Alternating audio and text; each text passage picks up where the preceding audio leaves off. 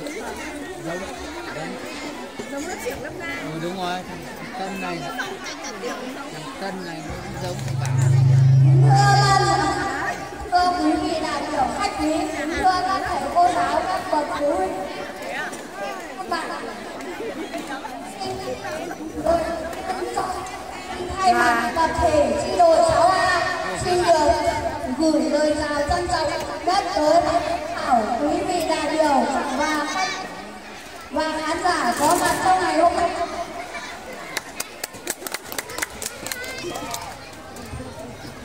Muốn thì bắt cầu nhiều, muốn giữ thì yêu lấy đấy. Dân tộc Việt Nam vốn có truyền thống tôn sư trọng đạo, nhất từ vi sư bán từ vi sư là câu nói khắc cốt ghi tâm của tất cả các thế hệ học sinh. Truyền thống tốt đẹp đó vẫn luôn được nhân dân kế thừa và phát huy. Đúng chữ đầu tiên cô dạy cuộc này cho chúng tri thức vào đời bằng tấm lòng yêu người yêu nghề. Thầy cô chính là người dìu dắt các thế hệ học trò trên con đường đi vào ước mơ.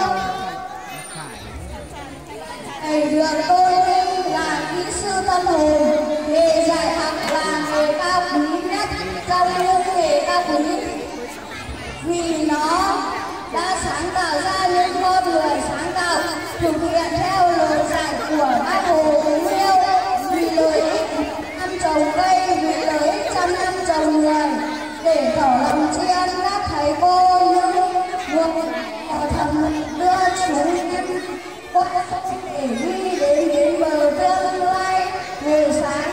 Tập thể chi đội 6A xin được gửi tặng các thầy cô giáo những lời ca tiếng hát chào mừng ngày Nhà giáo Việt Nam 20 tháng 11.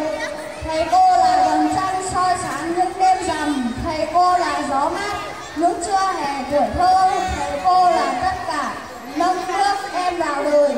Vâng, đó là những tình cảm yêu thương chân thành mà nhạc sĩ Bùi Anh Tú, bài thơ nhà thơ Nguyễn Trọng muốn gửi gắm qua ca khúc Thầy cô là tất cả. Sau đây kính mời quý vị đại biểu, quý thầy cô cùng lắng nghe qua sự thể hiện của hai bạn Hương Giang và Kim Liên cùng tốt múa chi đội 6A.